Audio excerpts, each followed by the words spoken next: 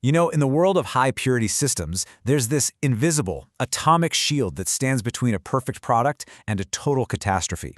It's forged through a process called pipe passivation, and it protects our most sensitive industries. We're talking everything from medicine to microchips. So let's break down how it all works. So you look at a brand new stainless steel pipe, and on the surface, it looks perfect, mirror finish. But here's the thing. In biotech, pharma, or semiconductors, it's what you can't see that can absolutely destroy a multi-million-dollar product batch. The real enemy here is a silent contaminant, this kind of industrial rust that signals a really, really deep problem inside the system. And that enemy, it has a name: rouge. And trust me, it's not just a little discoloration, it's a system-killing plague. Rouge is basically the giant red flag telling you that the very steel your system is built from is breaking down. It's leaching iron oxides into your ultra-pure water, and it's compromising literally everything it touches. Okay, so where does this system-killing plague even come from? I mean, you'd think stainless steel is invincible, right? But it's not. In fact, the very process of building one of these systems is what kicks the door wide open for contamination. Think of stainless steel as having this natural protective skin. It's super rich in an element called chromium, which acts as a barrier against rust. But the moment we start to fabricate that steel, cut it, weld it, bend it, we're basically tearing that skin wide open. And that exposes the much more vulnerable iron that's hiding just underneath. So this whole fabrication process, it leaves behind these tiny microscopic particles of iron right on the surface. We call this free iron. Now, when this exposed iron meets purified water, which, by the way, is so pure it's actually super aggressive and looking for ions to grab onto, a chemical reaction kicks off. The iron oxidizes, and boom, that is the birth of rouge. And the impact? It's devastating. Rouge contamination completely wrecks water purity. It causes conductivity levels to just plummet, which is a sure sign the water isn't pure anymore. And it can physically damage really sensitive, really expensive equipment. But maybe the worst part of all? It's a guaranteed failure during a regulatory audit from an agency like the FDA. It is a massive, massive liability. So how do we fix it? Well, we don't just clean the pipe. We have to fundamentally change its surface chemistry. We forge a brand new, much stronger shield through a three-stage chemical engineering process, and that process is called passivation. It all really boils down to three main pillars. First, we start with alkaline degreasing, which is just a super deep clean to get rid of all the oils, grease, and other junk on the surface. Then comes the acid bath. This is the real heart of the whole process.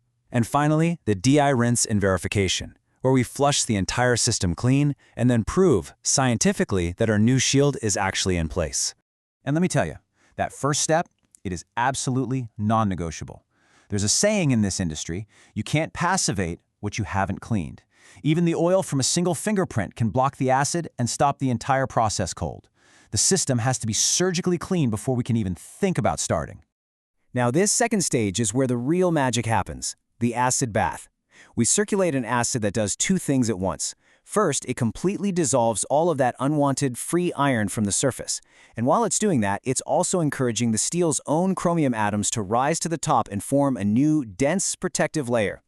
The choice of acid here is key. Nitric acid is the old-school traditional way, but it's pretty hazardous. That's why the industry is really shifting towards citric acid. It's way safer for the technicians and so much better for the environment, which makes meeting wastewater regulations a whole lot easier. Okay, so after all that work, how do we actually know it worked? I mean, you can't see the shield, right? So we have to rely on science and data. This last phase is all about verification and proving that you meet all the official standards. And here's the crucial point. This isn't just about good engineering practice. This is all about compliance. In the United States, you're being held to some really rigorous standards, like ASTM A967 and ASME BPE. Failing to meet these isn't just a technical oopsie, it's a giant red flag that will get you shut down during an FDA audit. Adherence is absolutely mandatory. So that brings us to the key question, right? If this protective layer is only a few atoms thick, and it's totally invisible, how can we be 100% sure that it's actually there and that it's strong enough to do its job? The answer is in this number.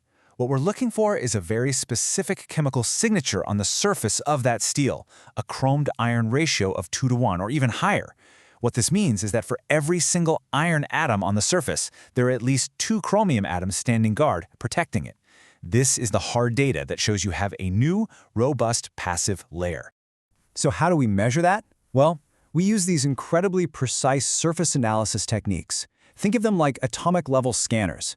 Methods with names like Auger electron spectroscopy, or ESCA, can analyze just the top few atomic layers of the steel and tell you its exact chemical makeup. This data is the hard proof that an auditor is going to want to see. All right, so you've done all this work, you've verified it's done right. What's the ultimate payoff? Well, it really just comes down to a simple choice. You can either be proactive and invest in maintenance, or you can wait and react to a catastrophic failure. And when you look at the financials, it's not even a close call. The cost of a scheduled, proactive passivation program is just a tiny fraction of the cost of an emergency shutdown. When a system goes down because of Rouge, you're not just paying for repairs, you're losing product, you're paying for downtime, and you're facing massive project delays. And check out the long-term impact on your actual assets. A properly maintained and regularly passivated system can easily have a lifespan of 30 years, maybe more. Without it, that very same system can start to fail from corrosion in as little as 3 years. The return on investment for passivation isn't just good, it's absolutely essential for long-term stability.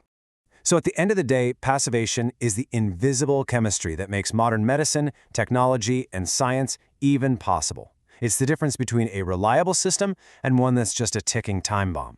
So the only real question left is this: is your system shielded up?